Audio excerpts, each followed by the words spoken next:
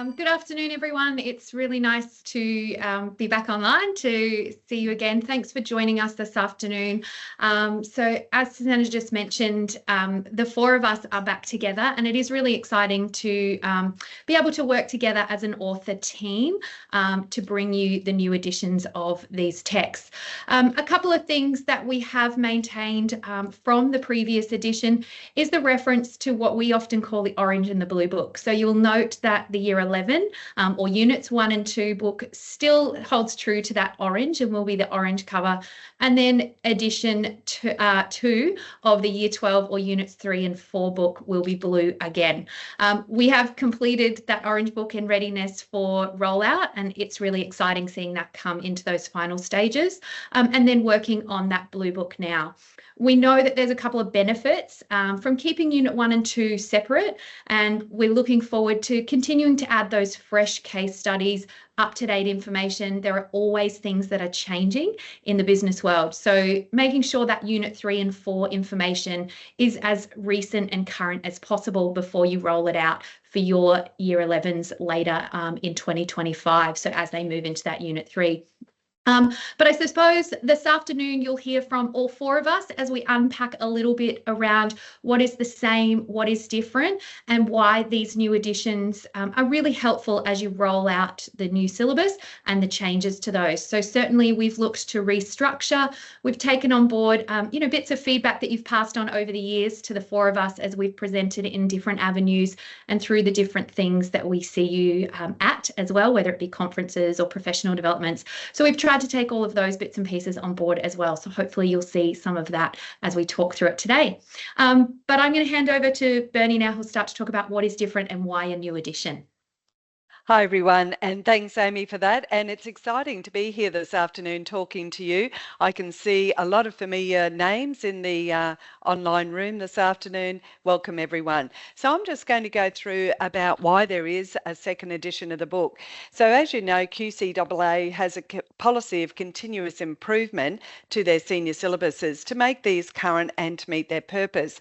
And in business, the changes to the business syllabus were designed to improve that clarity for teachers and students and update and refine the subject matter. This has been an excellent opportunity to revise our business syllabus. And as Amy said, we've reached out to you, our key stakeholders, to hear what you had to say about the books as well as the syllabus.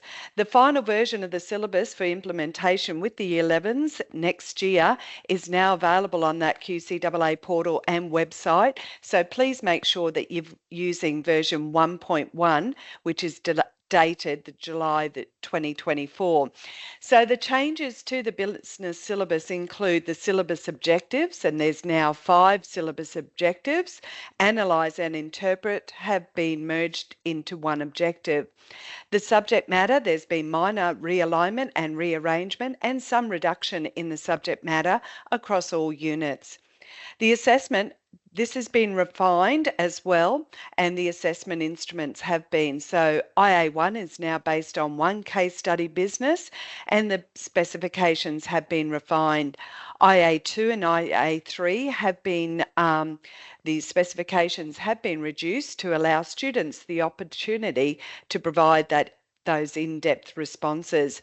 And there was a bit of a minor amendment to the specifications of the EA. So there is the option of having a business report extract. The analytical tools, there's been some refinement of those as well, and we'll go into that in a bit of detail shortly. So these changes to the syllabus have necessitated the need for a second edition of our textbook. So let's now have a look at how our textbooks have changed to align to the new business syllabus. So as I said, the syllabus objectives have changed, so therefore we need to reflect these changes in our textbook. And I'll briefly outline the key changes in each of the syllabus objectives. So describe has not really changed, but the wording has been reorganised so that students describe the case study business first before they describe the business environment. Explain now focuses on just concepts and strategies, and processes have been removed, and now when explaining, an example must be provided.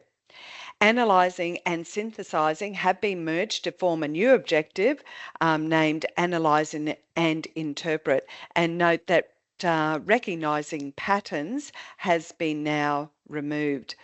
Evaluating focuses on strategies only, so practices have been removed, and communication is basically the same. So these changes to the syllabus objectives clearly show that we needed to update our textbook. In the preliminary pages of the textbook, the diagram on screen is provided showing the new 5 syllabus objectives. The syllabus objectives inform the unit objectives, which are contextualised for the subject matter. The unit objectives inform the assessment objectives, which are contextualised for the assessment requirements. So our textbook overtly uses the syllabus and the unit objectives. Questions, gaining insights and the inquiries, as well as chapter reviews and case studies are written using these objectives. So now let's look at how these changes will appear in the second edition of our textbooks. Questions have been rewritten to align to the new syllabus objective. So on screen you can see an example of this. The cognitions that align to the syllabus objectives have been highlighted in orange bold to help guide students. And in this example, we can see that describe has been broken into 2 components. So describe the business situation and then describe the business environment. For analysing and interpreting, the questions have been written to align to the syllabus. Students are required to select data and information to analyse the business situation using a SWOT analysis. They are then required to interpret the SWOT analysis to interpret the implications for the business. The question also asks students to analyse a marketing strategy to make a decision and propose recommendations. So as you can see, the questions have been rewritten to align to the syllabus objectives.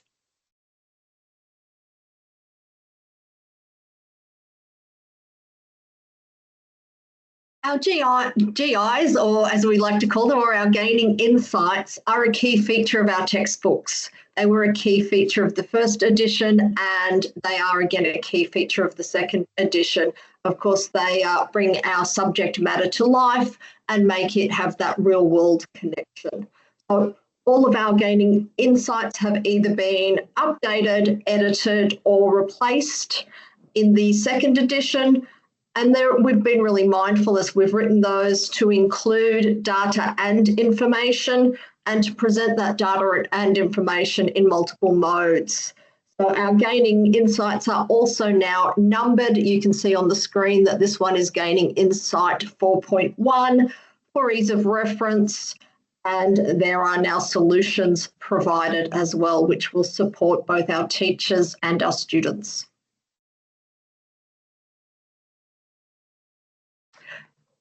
Another difference is the case studies. So we've kept the end of topic case studies. So the 4 case studies that you had in the original first editions, and again, either updated them. For example, our much loved CJ's Island Pizza has been retained.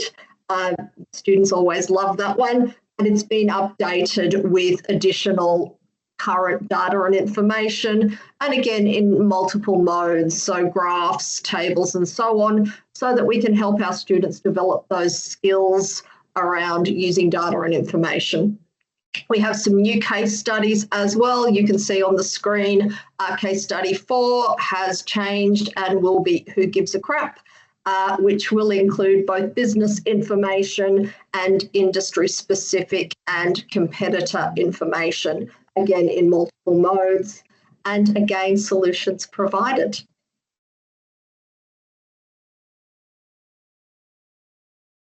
A new feature to make things clearer is the web links. So you can see on the screen 3 different types of links that will appear in the textbook to direct both teachers and students. Firstly, to web links, and that they are actually labelled to make it easy to access those web links. So some feedback in the first edition was that sometimes being able to access those web links wasn't easy. With the new Nelson Mind tab, the web links will be easy to access. There are templates for our analytical tools, so you don't need to go into other sites, some of which are behind paywalls. And then the solutions icon to direct students to Nelson Mind tab for those resources as well. As Sal just mentioned, there are those templates for the analytical tools, and this is probably one of my most favourite changes in the syllabus and exciting in the update to these texts as well, is the refinement of the analytical tools and then how they are used. So if you've had much time to look into the syllabus, you'll see there is more explicit information and inclusion about the reference to those analytical tools, and then also which tools go where. So we've updated the links and the explanations for each of those tools in the text, and also the examples of how to fill them in. There are different modes or ways to format some of the tools, but really refining to make sure that students can clearly see how to actually lay out or display one. For example, a USP analysis that we know appears in both Unit 2 and Unit 3. So having students be able to see some examples and get access to those is really helpful. So I guess a couple of things that we have changed in the text as well to update is you'll notice there are now less tools, and then we're also clearer about which tools belong with which subject matter. So in the text there is a clear alignment between the reference to those tools, the use of the tools, and the data and information that is provided in the text in order to construct practice versions of those tools, and then also preparing students with those templates. So a couple of key points is that you do only use one tool from now on in the new syllabus, but you do still have two of those to choose from. So we make sure students are exposed to those tools in Units 1 and 2, and then you've got them to select from. Just a key point to note though is you will see that the power interest grid no longer appears in the syllabus or in the text for Unit 4 Topic 2. So those chapters that you'll see later on in the Blue Book will no longer include that power interest grid, because it now appears in Unit 3 Topic 1 is the place where that can be assessed. So a reminder that these tools, as they're introduced through the text, is where you would teach them, the content that they align to, and then where they are assessed as well, so that there's that real through line of how they align to that content and then are summatively assessed for each of our students as well.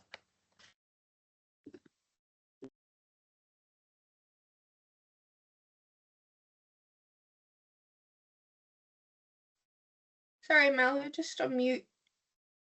Yeah, sorry, I turned my camera on and not the mute.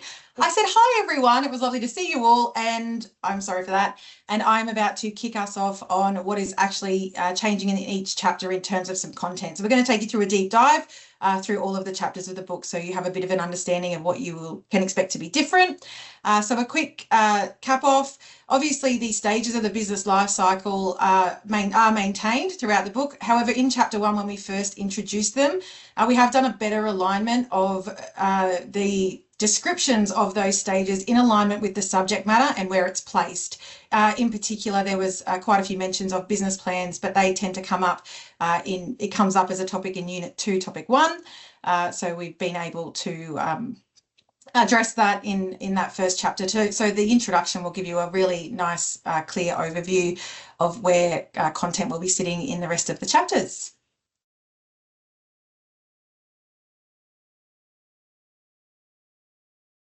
Lovely.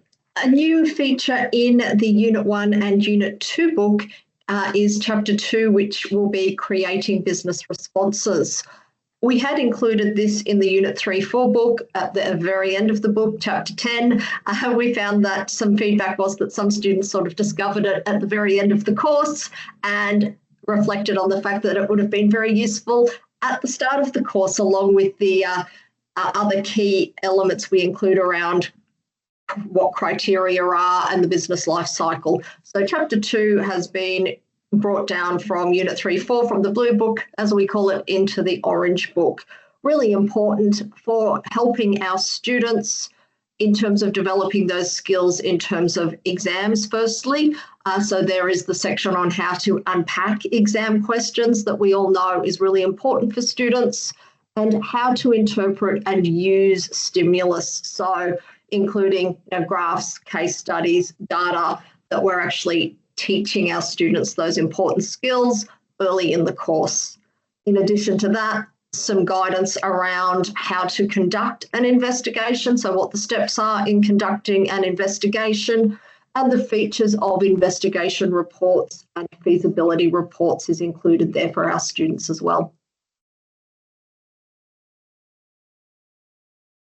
Unit 1, Topic 1 of the business syllabus is the foundation studies. In the 2025 business syllabus, there were minor changes to the subject matter in Unit 1, Topic 1. This is covered in Chapter 3 and Chapter 4 of the Orange Book. There was some rearrangement of the subject matter in the syllabus, and you'll notice that a large section on management style has now been moved to the Blue Book under Unit 4, Topic 2. So this has changed the structure of the section and the questions in Chapter 3 and Chapter 4. You'll also notice that there's been changes to the business terminology and the language in this section to keep updated with what is going on in the business world. The SWOT analytical tool planning document has been refined and updated to reflect the changes as well. The SMART goals has been revised and is now referred to as a planning tool in the textbook, not an analytical tool. And this is to align to the new syllabus. Questions across the chapter have been reworded to align to the new syllabus objectives. The gaining insights have been updated and you'll see new case studies too. For example, on screen, there's a new case study on cruise wear. Apparently, it's very popular to wear clothing when going on a cruise holiday. And I recently went on a comedy cruise with some friends and we all wore matching outfits, not the outfits that are on screen. So I'm up with this trend and so is our textbook. Chapter 4 also covers the subject matter of Unit 1, Topic 1, and this chapter has been updated to align to the new syllabus as well. You'll also see the inclusion of more data in the gaining insights and case studies in the textbooks, and Sally mentioned that earlier. This will be extremely beneficial to provide our students with the opportunity to demonstrate the selection of data and information in their analytical tools. For example, as shown on screen, the end of topic case study for fundamentals of business on CJ's Island Pizza has been revised to include more data for students to utilise in their response. So you can see on screen that source 8 is a graph showing statistical data on food choices, and source 9 has additional statistical data on the tourism industry. And as Sally mentioned earlier, we have written solutions to these new and updated case studies and gaining insights. So that's very exciting.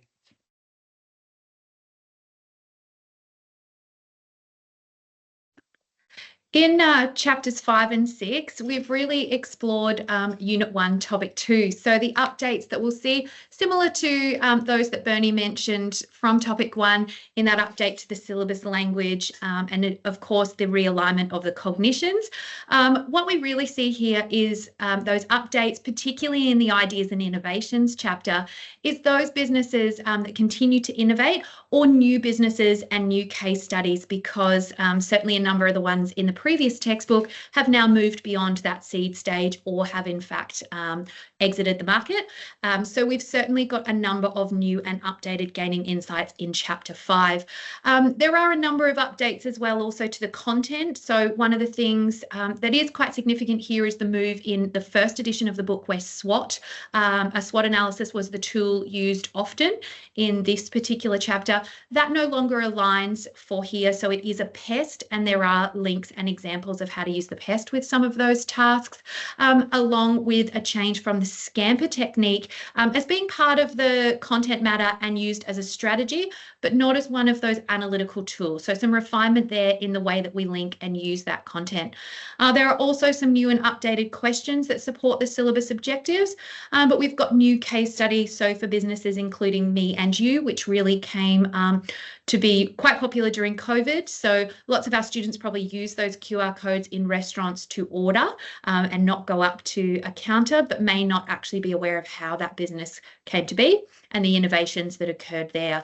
And then, of course, there are some businesses we know well that continue to innovate, like Airbnb and Microplane, and some new ones like Ocean City Labs and Skorkel. So we've tried to really keep up with some of those changing trends in what new businesses are evolving over time as part of that innovations chapter. Then following that, of course, we explore the viability of those ideas and whether we should really be taking them to that startup stage. So again, we've updated the content, so the existing gaining insights. So the end of chapter or the end of topic case study was, of course, CBIN here. That has been retained, but it has been updated. We've seen quite a change in the CBIN model. So moving from when they were selling single units to now offering a subscription service. So there's a bit of an unpacking of the data and information about why they transformed and pivoted in that way to remain viable, and then how that kind of renewing, and they're at the beginning stages of that new rollout. So that has also been updated with a link to the application of how innovation theories have been used there. You'll also see that some of the information around innovation strategies and the things that are included in the syllabus subject matter also reflect what's happening in the content of the chapters as well. So we've also got some new gaining insights, including standard procedure sunscreen, which is the chapter opener, and then looking at some updates to patents and trademarks and protection of ideas with things like the Sydney Opera House, Metaverse, and then of course some updates to Amazon and Thank You. So really making sure that those business ideas, those gaining insights are on trend, and also that that information that you're using in the classroom is really up to date. Again, like Bernie said with the previous chapters, there are solutions. There are web links for further information, so whether students choose to opt in and get more of a read. There are also a number of gaining insights like this one I've snipped here, so Gaining Insight 6.6, which gives the questions in the textbook, but doesn't use up all of the space with the article there. So there's a web link to the actual article so students can go and read that, but you can then have access to the text. So that has enabled us to add a whole lot of extra insights there that you might want to access in some of these chapters too. Okay, so when we land into chapter 7, we start looking at unit 2, topic 1, establishment of a business. So the main change for this particular chapter is that we no longer focus on PESTLE. In fact, it's been removed from the syllabus and we jumped straight into Steeple. So you'll see the Steeple analytical tool brought into play and applied to the subject matter that sits within establishment of business, primarily around finance in chapter 7 and in HR in chapter 8. There's been updated content in terms of a little bit more information around the Privacy Act. There's a whole lot of information, as you would know, data breaches and things are coming up a lot more, and it's really important people understand that. And also new common terms hitting the market, things like HSE and other things. And you'll see more of that come up in book 2 as well, especially when you start looking at ESG goals and things like that. So we're trying to bring terminology that is changing in the corporate world into the books as well. There has been the removal of action plans, which came out of the syllabus, but business plans still remain. And as everyone has already alluded to, there are new and updated questions that match the updated syllabus objectives. Before I jump into talking about the gaining insights, you'll also see on the screen on the right in the blue, a great new feature in the book is that the web links are also being summarised at the end of a chapter. So it will list every web link that exists in that chapter with the page number reference. So a really nice feature for you to go back and find something nice and quickly in those chapters is available as well. In terms of gaining insights, there are new gaining insights in chapter 7, and then some have also been reused, as you'll see. So we've got some information around the outsourced boutique who do virtual assistance work, Vet Nexus in the learning space, some of you'll be aware of that. A big spotlight on Shark Tank. They have revived the series. If you haven't caught it, provides amazing information on finance and investment and negotiation. So there's a great article there, and then some advice to go and catch that online as well. So a visual resource you can then use with your students as well. A lot of the statistics, so we used to about franchising data, that's all been updated for the latest year. At this stage, it's 2023 because we're mid-2024. And then that introduction of a lot more data and statistics. So there's a lot more information coming through from the ABS in regards to business entries and exits, employment size, and it allows students to complete a steeple and think about the implications that those external factors are actually having on the establishment of the business. All right, when we jump into Chapter 8, we're looking at the human resource aspects in engaging staff. Not a huge amount of changes in the syllabus to this chapter. Probably the biggest thing is actually the end of case study, which is a franchise that has been moved to quite a deep investigation on the Shingle Inn. So they are a Queensland-based franchise doing some really great work, and we got some really robust information in there, which will really help your students unpack the complexity of the franchise model and meet that case study. In terms of updated and gaining insights, we talk about the HR department franchise. So it was a win-win. They provide consulting in the HR space, but also franchise model. So that was a great piece to add in. A lot of updated information on key hiring trends and effective recruitment strategies. Again, information that allows a student to draw a lot more into their steeple and the look of the sort of the external factors that influence that business at the time. An introduction of software platforms, that's been a huge change in the HR space at the moment if you're not familiar, but yeah, there are HR platforms out there now that will do recruitment and automate stages of that recruitment cycle and selection, so that's been spotlighted as well.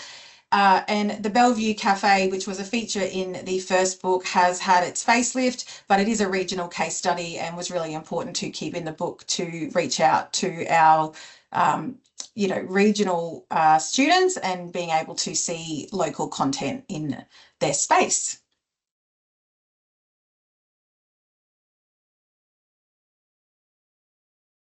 Chapter 9 is our marketing chapter is a single chapter now. In the first edition, it was Chapter 8 and Chapter 9.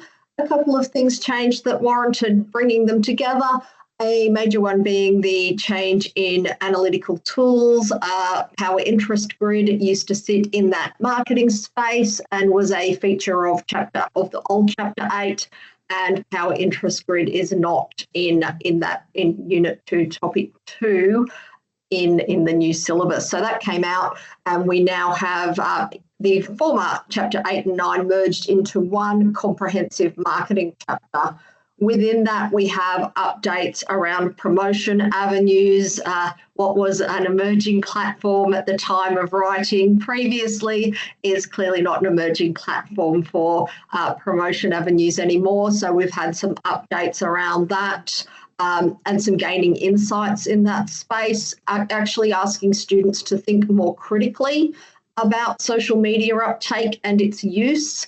If you think about customer journey mapping, in actual fact, while social media is an important consideration, it's not, I guess, the be-all and end-all that a lot of students think of fairly superficially at first glance. Place strategy has also been updated, again, referring back to the pandemic. Businesses changed their place strategy and their approach to place. So much more focus on place strategies or omni-channel strategies within that area. USP analysis is certainly a key feature in Chapter 9. It is unpacked with a gaining insight so that students are able to apply and practice that in the classroom setting. Some new and exciting gaining insights. Chapter 9 opens with Impy Sportswear, a local business that has really just moved into the growth stage of the business life cycle. So really interesting to explore how they are going about achieving some of those objectives like building brand awareness, gaining sales, and trying to be more than just a successful local business moving nationally. Exploring carving out a successful niche, so looking at niche strategies and niche businesses. Archie's Thongs is a fun one in terms of how businesses go about positioning themselves and the product offering that they have relative to alternatives.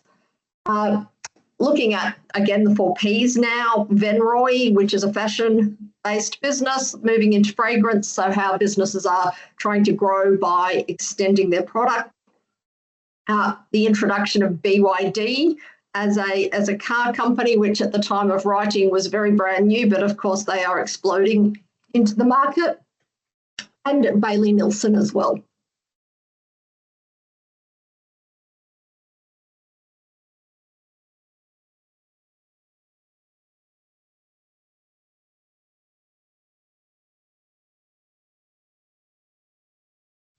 Apologies, coffee. You're right, Sal. Would you like me to take over? I'll just start talking about chapter 10 while Sally gets her voice back. Sorry. She has Frog in my throat. That's all right. Chapter 10 has, it's always badly timed.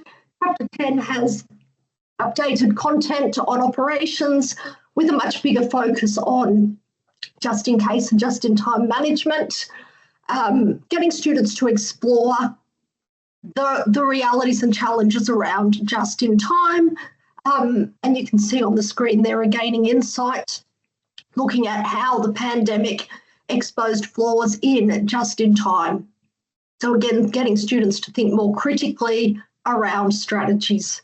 Again, excitingly, a local Gold Coast business, Fix Nutrition, is our chapter opener. They were really chuffed to be part of the textbook and have shared a lot of insights into their operations. We have updated Remedy Kombucha, and you can see they have expanded their operations, their production facilities. So still Remedy is there, but with a different focus in terms of their growth journey. Some additional gaining insights, including Cobram Estate, a 20-year success story in terms of showing that it can take quite some time to actually move into the growth stage. The introduction of the GC30 event, so looking at operations from a service and event management perspective. And then our chapter 4 case study is around who gives a crap. So again, very topical during the pandemic, how we go about marketing a product that, again, students often see as undifferentiated, but we all know that there are clear target markets. There are, the 4 Ps are very prevalent, and the operational considerations around that particular business are quite insightful.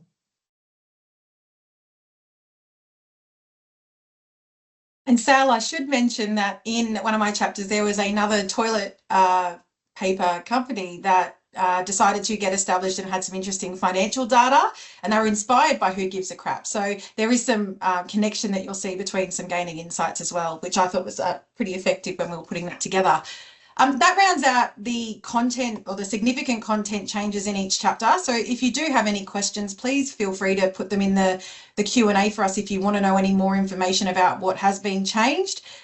We have been deep in this for a number of months now, so I'm more than happy to help with those questions.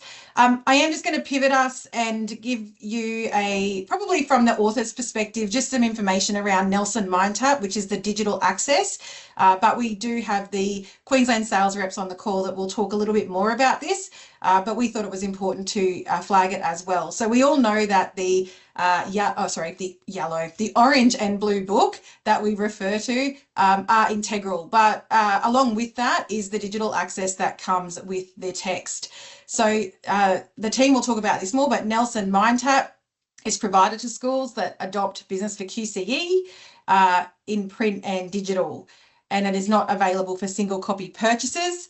But what it does give is if you do have the Business for QCE book in your class sets, or you buy the digital code, you get a digital access to the textbook, which we know is really useful for students. It is where you will access all of the solutions that have been provided, the analytical tool templates that we have created for you. We've also put in a teaching plan, which I will talk to shortly. There will be a few extra gaining insights that weren't published in the textbook. We'll refeature there. So if you're looking for extension or additional activities, you can go and seek those out as well. And Cengage has also engaged with the Cognero assessment suite. So there'll be a range of business questions aligned to our syllabus and subject matter that you can then set up and use to test with students. So there's a lot of value add in that digital space, and we really encourage that.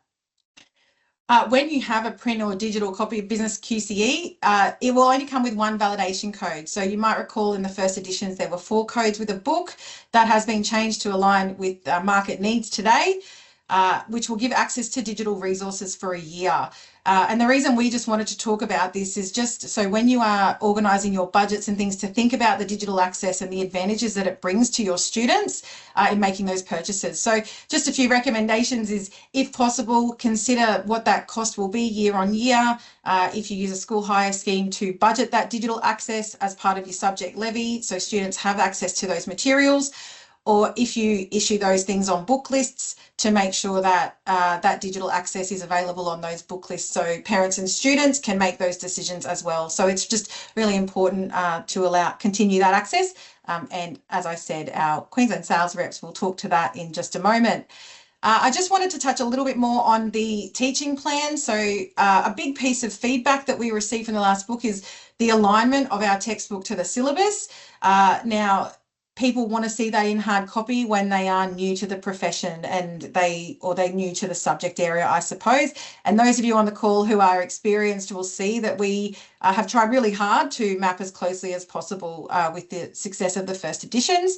But this is a new resource that you will see come up in Nelson MindTap. So you'll see the unit objective, you'll see the relevant subject matter, and then we've mapped out for you what learning experiences align to that piece of subject matter in the book. And then Cengage, you'll see in that last column, we'll also list all of the web links. This is obviously, we're all still in draft as we prepare for the launch. So you'll actually see information appear there as well.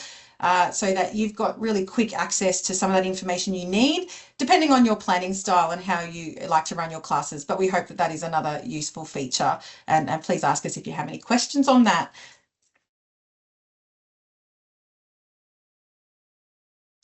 Hi, I'm Amanda, one of the learning consultants here in Queensland. And just to quickly take you through the pricing. So the cost of the print book will be $89.95, and that will give you one student access attached to that. As we mentioned previously, it is for a class set adoption that you get your access to Nelson MindTap, and the teacher access is complimentary. Our books will be out in November, in time for, obviously, for teaching for 2025. And then obviously our Year 12 books, we will be looking at mid-year for 2025, hoping to help with that early commencement for Year 12. The other thing I'd just like to remind everyone of is that when you are doing your budgets for the next financial year, looking at digital access, it is the $29.95, which I've just seen a mistake on the slide. So it is $29.95 for the digital access. So if you purchase just digital only, it's $29.95. But if you are a book hire school and the second year you've already got your printed textbooks and you require a digital access, it's $29.95. We are at uncorrected page proofs for our Units 1 and 2 book. If you haven't been fortunate enough to have that sent to you, please contact myself or David Truman, who is my colleague. There are details there, and we're more than happy to send them out to you. We are getting a small number of printed page proofs, but I will stress it is a small number, so we are happy to send them out to you in digital format. And please feel free to reach out to us if you do have any questions post this evening's presentation. More than happy to help you, or if you'd like a visit from us face-to-face or via Teams, just let us know.